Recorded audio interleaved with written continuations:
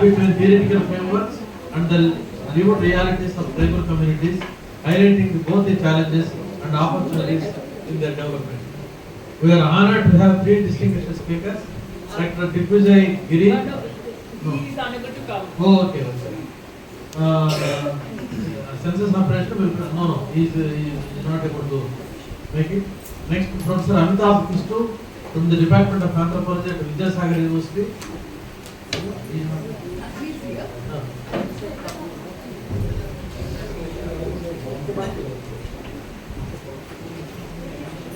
Okay.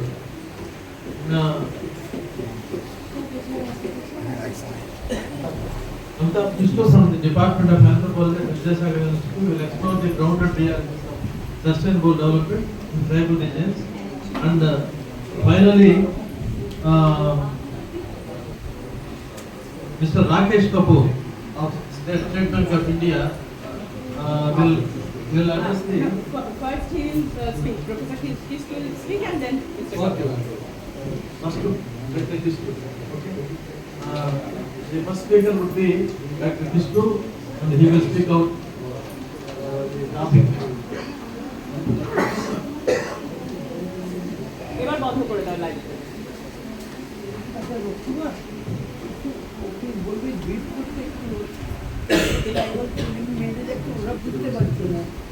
বুঝতে পারছি একটু অসুবিধা হচ্ছে, একটু দু চারটে লাইন বলা যায় বাংলায়, মানে যেটা বুঝতে পারবে একটুখানি, মানে আপনার বলতে উনি বলছেন দু চারটে লাইনে একটু বাংলা বাংলা বলে দিলে জানা ওরা বুঝতে পারবে, ওরা বুঝতে পারবে।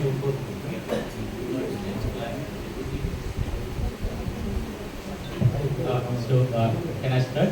Yes, yes. Okay. No, it's okay.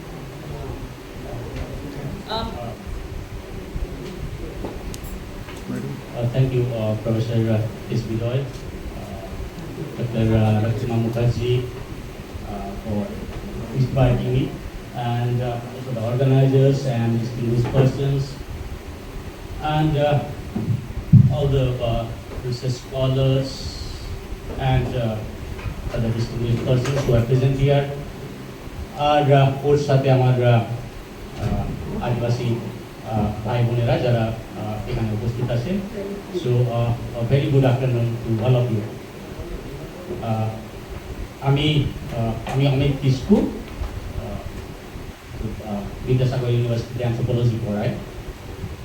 আচ্ছা, যদিও বলা ছিল যে সাস্টেনেবল ডেভেলপমেন্টের গ্রাউন্ড রিয়েলিটিসগুলো কি, মানে গ্রামে গঞ্জে আমরা কী অবস্থাগুলো দেখতে পাই, হয়তো এই ব্যাপারে অনেকটা বলার, but I thought I should go with the theme of this congress, that how Adivasis and their sustainable development that is being affected by the recent climatic changes. যে এখন আমরা যে ধরনের জলবায়ুর পরিবর্তনগুলো দেখতে পাচ্ছি, তো সেইগুলোতে আদিবাসীরা কিভাবে প্রভাবিত হচ্ছে, কিভাবে এফেক্টেড হচ্ছে। তো এই ব্যাপারে বলার জন্য মানে আমি এই ব্যাপারগুলো কভার করবো, যে সাস্টেনেবল ডেভেলপমেন্ট, ঠিক আছে, যদিও এটা নিয়েই কংগ্রেসের theme, but sustainable development.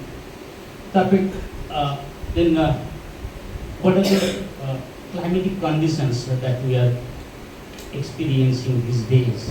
Very recently, I think Professor Dhrubajyoti Chattopadhyay উনি কিছু আমাদের আভাস দিলেন।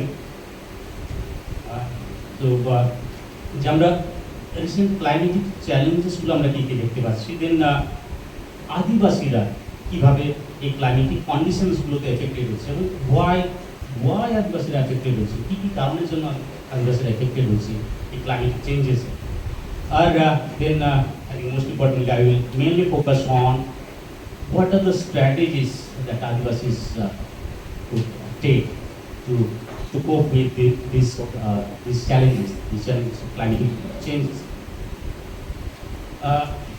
যদি আমরা সাস্টেনেবল ডেভেলপমেন্টের কথা বলি, যে হোয়াট ইজ সাস্টেনেবল ডেভেলপমেন্ট, ব্যাপারটা কি?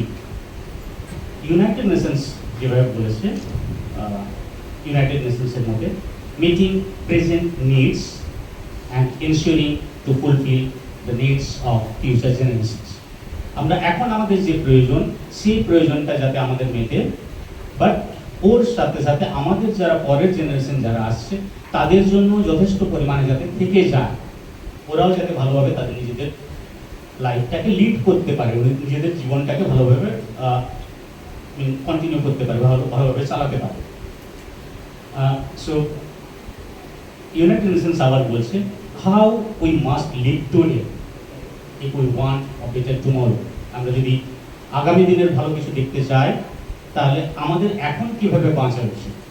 তো ইউনাইটেড নেশনসের কথা এটা। দেন keeping that things in mind, United Nations in the year 2015 they took up 15 sustainable goals. This includes kind of complete eradication of poverty, then emphasis on climatic changes, then women empowerment and health and so many other things. কিন্তু এই অবস্থা, এটা যদিও এই যে 17 sustainable development goals that was taken as early as in 1915, but এখন আমরা দেখতে পাই যে এখন more than 80 crore people they live in extreme poverty all around the world, and more than 12 crore people all around the world they are displaced তাদের নিজেদের জায়গা থেকে, তাদের নিজেদের জমি জায়গা ঘর বাড়ি সেইগুলো থেকে তাদের অন্য জায়গায় চলে যেতে হয়েছে বিভিন্ন কারণে, এবং মানে অবশ্যই এই আবহাওয়ার পরিবর্তন বা আবহাওয়া জলবায়ুর পরিবর্তন এটা একটা বড় কারণ। অ্যান্ড ওয়ার্ল্ড হেলথ অর্গানাইজেশন বলছে আমাদের পৃথিবীতে প্রত্যেক 3 জনের মধ্যে একজন মানুষ they do not have safe drinking water, ভালো করে যে খাওয়ার জল সেই জিনিসটাও প্রত্যেক 3 জনের মধ্যে একজন পায় না। আর প্রায় 150 কোটিরও বেশি মানুষ they live without proper sanitation facility, আমাদের যে bathroom facilities and any other যে ফেসিলিটিসগুলো দরকার সেই জিনিসগুলো ঠিকঠাক পায় না। সরি আমি বেশিক্ষণ বলবো না যদিও, বাট এগুলোতে হয়তো একটু সময় লাগছে। ক্লাইমেটিক মানে এই আবহাওয়া বা জলবায়ু এই সমস্তগুলো চেঞ্জেসগুলো কেন হচ্ছে আর চেঞ্জেস হওয়ার ফলে কী হচ্ছে, বাট চেঞ্জেসগুলো কেন হচ্ছে আমরা হয়তো অন্য কোনো সময় অন্য কোনোভাবে ডিসকাস করতে পারি, বাট খুব ছোটো একটা এক্সাম্পল দিই। আপনারা হয়তো অনেকেই জানেন যে আমাদের এখন আমাদের পৃথিবীতে যতগুলো গাছ আছে তাদের পার হেড মানে এক একজনের ভাগে পড়ে 422টা গাছ। কানাডাতে সেই পরিমাণটা হচ্ছে সব থেকে বেশি, কানাডা বলে একটা দেশ, সেটাতে প্রায় 9000 মতো গাছ পার ক্যাপিটা পার হেড। আচ্ছা, রাশিয়াতে প্রায় 4500, ইউএসএ 700, কিন্তু ইন্ডিয়াতে পার হেড গাছের সংখ্যা 28টা 28। আর আমরা এখন ক্লাইমেটিক চেঞ্জেসগুলো দেখতে পাচ্ছি উত্তরাখণ্ড, নর্থ বেঙ্গল অ্যান্ড পশ্চিমবঙ্গ, ওটাই বললেন নর্থ বেঙ্গল, ইয়েস। হ্যাঁ, এবং আমি একটা জায়গায় দেখেছিলাম যে উত্তরাখণ্ড এই যে এই group, oh yeah, sorry. I came across kind of data that in Uttarakhand, after the formation of Uttarakhand, more than 15 crore trees have been cut. I mean, full-grown trees have been cut since the formation of the Uttarakhand. And the consequences we are seeing, but what is happening there? Okay. And obviously, মানে ডেভেলপমেন্টের সুফল কুফল যাই হোক না কেন আমরা যেভাবে পাচ্ছি, বাট এর পাশাপাশি আমরা what we are experiencing is heat waves, floods, drought, wildfire, landslides, এই জিনিসগুলো আমরা অবশ্যই পাচ্ছি। আচ্ছা লং টার্মের গুলো হয়তো বাড়িয়ে দিলাম। কার্বন ডাইঅক্সাইড লেভেল এই সময় ওয়ার্ল্ডে যা আছে সেটা সায়েন্টিস্টদের মধ্যে that has not been observed in the past 20 lakh years. Then অবশ্যই waterborne, foodborne এই ডিজিজগুলো আছে, মেন্টাল এই ব্যাপারগুলো আছে, মেন্টাল ইলনেস এই চ্যালেঞ্জেসগুলো আছে। So above all this climatic changes, these things are affecting our public health, agriculture, food, drinking water, settlement, transportation, biodiversity, and so on. But আদিবাসীদের ক্ষেত্রে ক্লাইমেটিক চেঞ্জেসগুলো why these things are challenging for আদিবাসীস? আদিবাসীদের ক্ষেত্রে কেন এই ব্যাপারগুলো মানে কেন এগুলো চ্যালেঞ্জিং বেশি? আমার মতে আমি যেভাবে ভেবেছি আমার মতে reasons are that livelihood is dependent on natural environment. সে কৃষিকাজই করুক, পশুপালনই করুক, হান্টার গ্যাদার মানে যারা আছে এখনো ওই অবস্থায় তাদের কিন্তু তো অবশ্যই বটে, বাট যা কিছুই করুক না কেন mostly the adivasi they are mostly dependent on natural environment. আশেপাশে যে পরিবেশ আছে সেগুলোর উপর আদিবাসীরা বেশি ডিপেন্ডেন্ট। আর তাদের ঘর বাড়িগুলো সাধারণত এরকম ভালনারেবল যে ইকোসিস্টেম আছে যেগুলো সহজে ক্ষতিগ্রস্ত হতে পারে ক্লাইমেটিক চেঞ্জেসের ফলে। ঘর বাড়িগুলো এরকম জায়গাতেই আছে, ঘর বাড়ি বা থাকার জায়গা পাওয়া যায়। দেন অবশ্যই পোস্ট মাইগ্রেশন একটা বড় ব্যাপার। আর ওর থেকেও আরও একটা ব্যাপার যেটা হয়তো একটু কভার করার চেষ্টা করবো এটাতে, the subsistence, the Adivasi mainly subsistence on the subsistence economy of Adivasis is like they have no surplus and non-profit economy. যে পরের জন্য যে বাঁচিয়ে রাখবো, যে ভবিষ্যতের জন্য বাঁচিয়ে রাখবো, এই ব্যাপারটা হয়তো মানে পরে বলতে 2 বছর 5 বছর 10 বছর এই যে এই প্ল্যানিং সেই ব্যাপারটা সেটার একটা হয়তো অন্যভাবে একটু ভাবতে হতে পারে, একটু প্রকাশ করার চেষ্টা করব। আর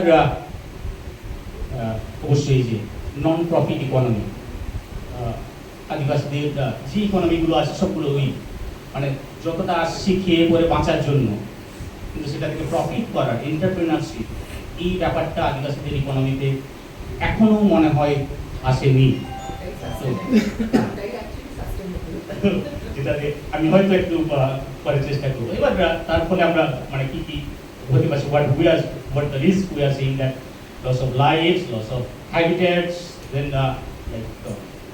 effect on agriculture, vegetables, fertility and so on, soil fertility, loss of biodiversity, displacement and health issues among the Adivasis. So these things are right. Okay, but যদি আমরা শুধু প্রবলেম নিয়ে বলতে থাকি, but there are so many problems. What could be the solutions? তো আমার মতে আমি সলিউশনসগুলো যেভাবে ভেবেছি যে এই সলিউশনসগুলো দুটো ভাগে ভাগ করা যেতে পারে। একটা হচ্ছে আমাদের সামাজিক কিছু পরিবর্তন এনে, এবং সেটাতে অবশ্যই সবাইকে রোলটা প্লে করতে হবে। আর একটা হচ্ছে অবশ্যই ecological. So I have thought of that. There could be two kinds of solutions. One is societal, that changes in the society or at the individual level, and another at the ecological level or environmental level.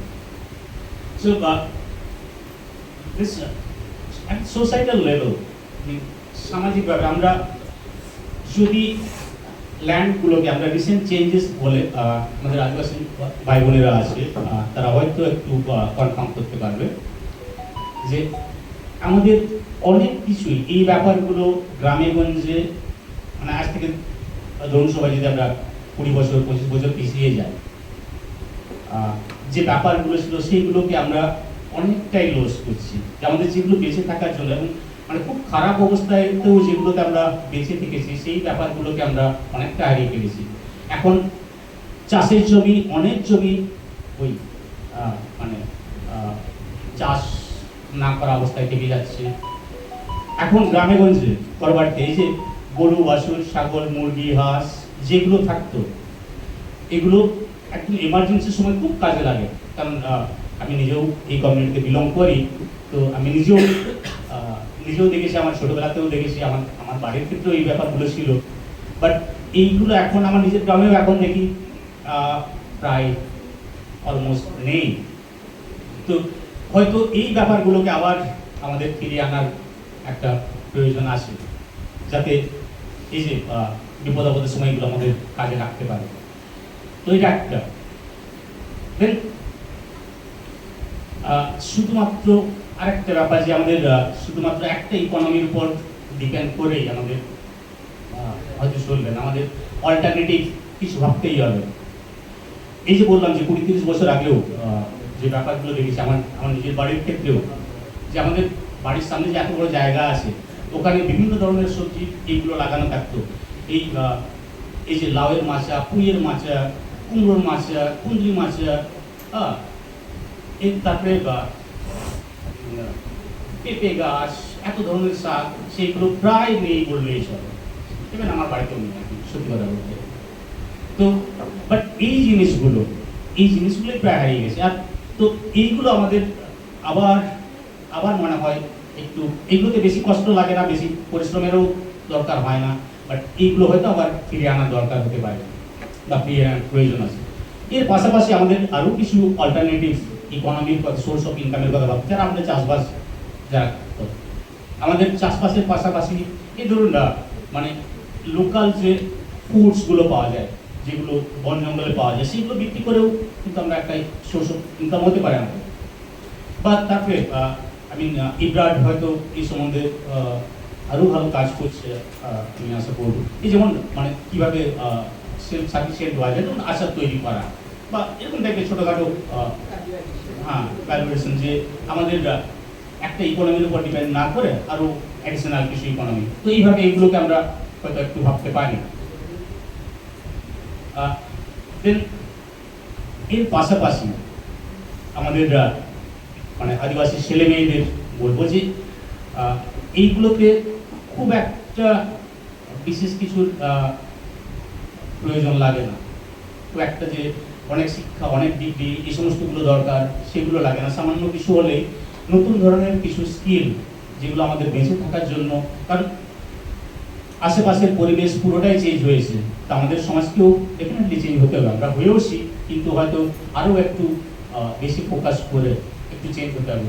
আমাদের কিছু জিনিস নতুন নতুন করে শিখতে হবে, যেমন ছেলেমেয়েরা শিখতে পারে, যেমন সেটা শিখতে হবে বাইক রিপেয়ারিং, মোবাইল রিপেয়ারিং, তারপরে এই যে সেলাইয়ের কাজ, কম্পিউটার, অবশ্যই তার কিছু কম্পিউটার, আর and last one is my personal favourite, sports. আদিবাসীজ are really good in sports.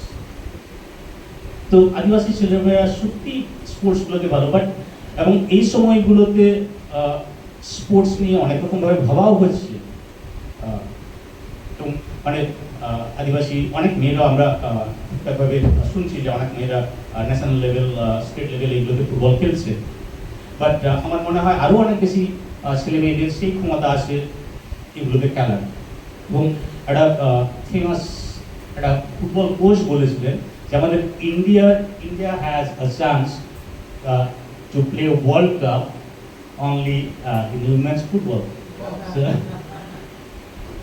and so I think Adivasis, the Adivasis boys and girls, they could be encouraged in these kinds of sports, and definitely they could earn money and make a good living. And this one is, I think, Ibrad is working on these things, and for development, I think one of the most important things is that we have taken so many developmental schemes, programs, and many of them have failed. And according to some specialists, that if we plan, like if we execute these plans and programs in small groups, যদি আমরা ছোট ছোট group তৈরি করে সেগুলোকে এই plans প্রোগ্রামগুলোকে execute করার চেষ্টা করি, তাহলে সেটা আমার মনে হয়, এবং মানে ওনাদেরও মতে, সাইন্টিস্টদের মতে, যে বেশি কার্যকরী হয়। when we form small groups like cooperatives, so I think we can get better results and like long-lasting results, I think. Yes,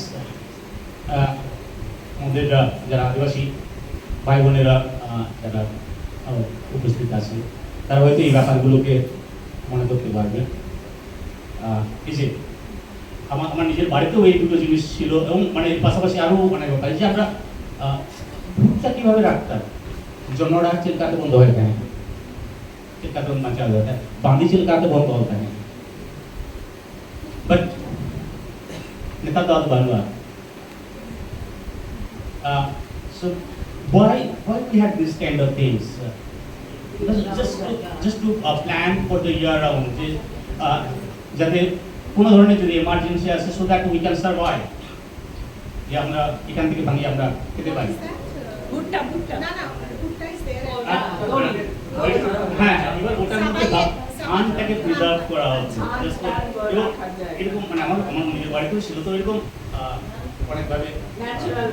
হ্যাঁ তো so I mean this things are already there, but আমরা অনেক কিছু হয়তো সময়ের সাথে সাথে একটু চেঞ্জ হয়ে যাচ্ছে, বাট আমি এখনো এই জিনিসগুলোর এসেন্সিয়ালিটি আছে এখন মানে কনসেপ্টে।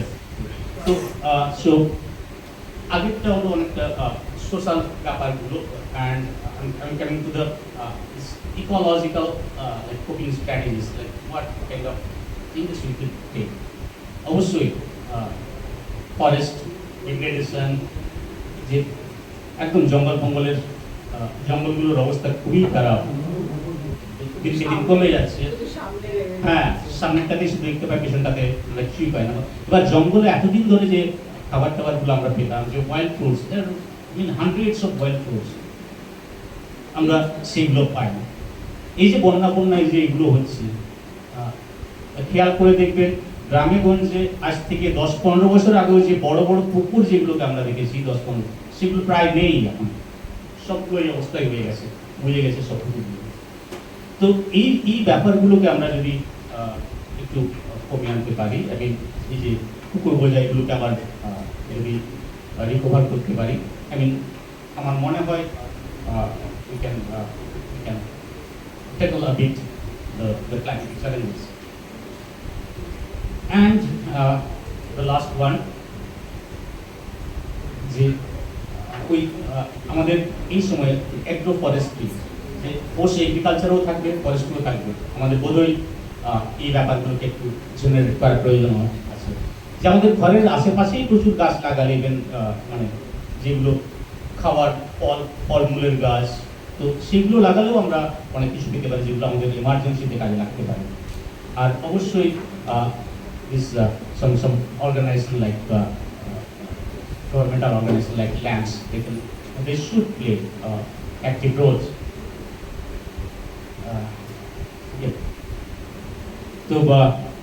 So I think I should conclude here that যে মানে আমি এটাতে যা বলতে চাইছিলাম, যে আমাদের আদিবাসী জীবনযাত্রার মধ্যে ক্লাইমেটিক চ্যালেঞ্জেসগুলোকে হ্যান্ডেল করা, যে আবহাওয়ার পরিবর্তন হচ্ছে সেইগুলোকে হ্যান্ডেল করা, এই ব্যাপারটা জীবনযাত্রার মধ্যে সবসময়ই ছিল, এবং আমরা একদম এক্সট্রিম অবস্থাগুলোতে আমরা সার্ভাইভ করে এসেছি। খুব মারাত্মক রোদ, ঝড় বৃষ্টি বা খুব শীত, এই ব্যাপারগুলোকে আমরা অলরেডি বেঁচে এসেছি, এবং মানে এই আমি যে প্র্যাকটিসগুলো বললাম সেগুলোকে আবার যদি আবার কিছুটা ফিরিয়ে আনতে পারি, তাহলে আমার মনে হয় so we can survive this, or we can handle this climatic challenges. এখানে অবশ্যই government and most importantly government and non-government organizations, what kind of role they could play. I suggest for me that they could help in this regeneration process of these practices, and most importantly they may help in generating a sense of entrepreneurship or kind of entrepreneurship skills among Adivasis. So that's all from me. Thank you to all.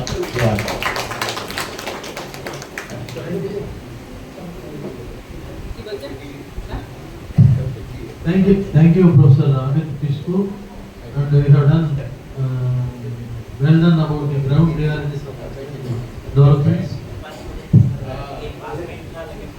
Any questions?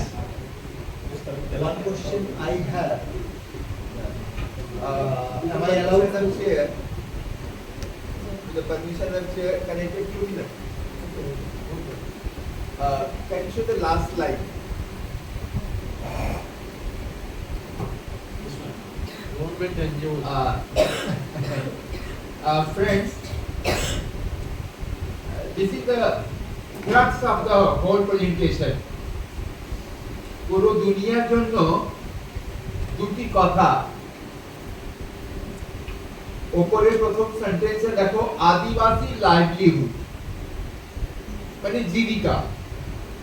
এটা শুধু আদিবাসী নয়, আমাদের জন্য for us also livelihood is important. এছাড়া বাঁচতে পারবে না, যতই জামা গাড়ি হোক। তো লাইভলিহুড ইজ ইম্পর্টেন্ট। তাহলে ভাবতে হবে কিভাবে লাইভলিহুড হবে। বাঁচতে তো হবেই, we have to survive. What kind of livelihood? The other word is there, resilient. Resilient. Resilient মানেটা কি? নিজে উপরে দাঁড়ানো, যদি ক্ষতি হয়, বাইরে থেকে আপদ বিপদ আসে, বন্যা খরা, কিভাবে দাঁড়ানো যেতে পারে আবার আর ভালোভাবে দাঁড়ানো। So these two are crux of the whole world. বাঁচতে হবে, খাবো, আপদ বিপদ আসলে দাঁড়াবো। এই দুটো নিয়ে আমরা আলোচনা করবো। Thank you doctor Amit Kisku. As always, as always. ওর সঙ্গে আমার মাঝে মাঝে কথা হয়। কয়েকদিন আগে খুব হোয়াটসঅ্যাপে खटाखट চলছিল, ये नहीं है वो तो नहीं होगा, ये नहीं ये होगा, ऐसा करना होगा। So at this workshop, conference, pre-conference for the climate resilient development, if we can understand what kind of livelihood will be sustainable, healthy. So while we grow healthy, আমরা মোটা সোটা হয় সত্যি দাঁড়াবো, ভালো চকচকে হব, কিন্তু পৃথিবীটা নড়ে গেল, বন্যা হয়ে গেল, আমি চকচকে, বন্যাও চকচকে। So we have to see আমরা কিভাবে দাঁড়াবো যাতে বন্যা না হোক, ঝড় না হোক। এটা হলো বিশ্বের সমস্যা, এটা world problem, not our problem, whole world problem. আর এই যে World Congress is going to address this issue mainly. So this is what I wanted to flag, this issue. And then another thing is that practices presented which has been time tested. অর্থাৎ কিছু কিছু পদ্ধতি, some of the practices are time tested. I'll just give one or two examples and then I will close here because these are very, very important. If during this conference convention, if we can flag what are the time tested already through generation, time tested food habits, time tested livelihood, time tested shelter, that we have to revive.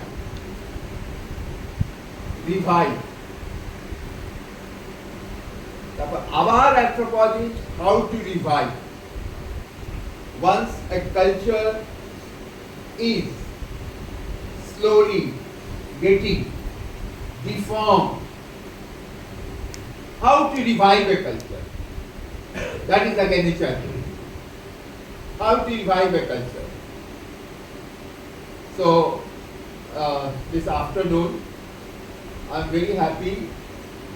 Some of our friends, brothers, sisters had come from Bakra Chatna. They are working, the tribals. So they will show what is the Adivasi livelihood. It's a key. তারপর রেজিলিয়েন্টটা কিভাবে হচ্ছে, তারপর time tested যেটা হারিয়ে যাচ্ছিল, আবার বলি অনেকগুলো ভালো জিনিস যেটা হারিয়ে যাচ্ছিল সেটা কিভাবে রিভাইভ করা যায়। It's a very scientific theory how to revive the culture, regaining the parallel lost.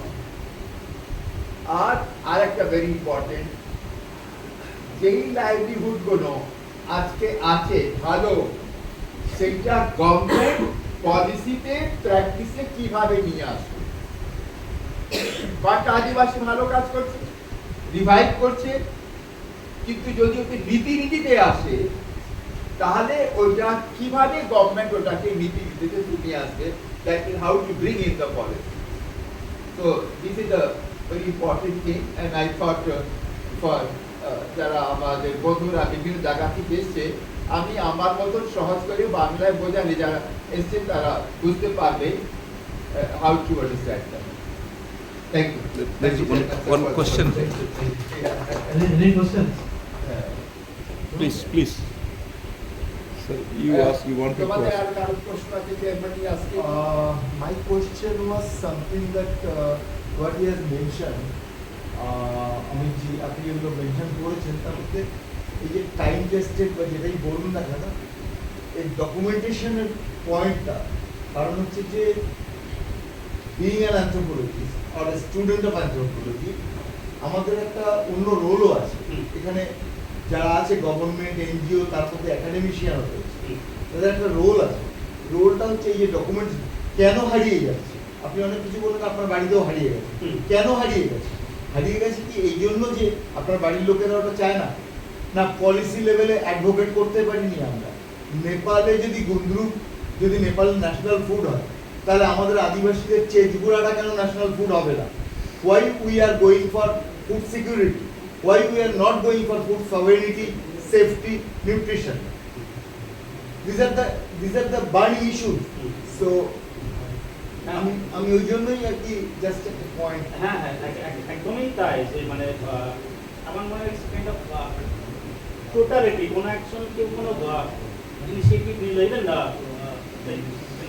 government and NGOs, they alone cannot do anything. It's kind of we need kind of vast awareness, and that's why we need to revise certain things. And আমি কোন একটা জায়গায় এরকম একটা সেমিনারে একজনের বক্তৃতা শুনছিলাম, এই যে লাদাখ, যে আমরা তো Ladakh it's a kind of English.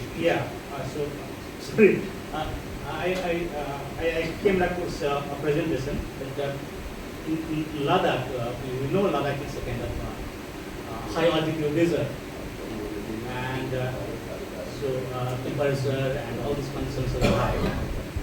And in such an environment, people are like to cope with such environments. People are having ACs and all. So the lady who presented the paper, her organization, they are working on how in Ladakh the architecture could be changed, like the indigenous architecture of Ladakh, so that people do not have to use the ACs and all. Like we are feeling warm, and this world that is becoming warmer, and then again we are using AC machines and all to make it more warm. And so for her and her organizations, they are working on how the people can use indigenous architecture, and they have made so many such houses using indigenous architecture, so that the people can survive easily in such environment. So my point is a revival and awareness for the revival, and also at the policy level changes. These things are also important. Yes, you are right. For the first time, I have heard this thing, traditional indigenous knowledge system. This system, everyone excludes. Everyone talks about traditional knowledge only. So now that the product and process part should be differentiated. Needs to be. Because this is what is actually we are knowingly abandoning. Why I am saying knowingly? Because you said coping strategies, but if you are not actually, what are the coping strategies? Why people should go for leafy vegetables? What are the importance and why government is insisting on food security? This is because of the what pressure? Because of UN, what you have said. So now we need to contextualize. So academicians can. Thank you. I'm not taking much.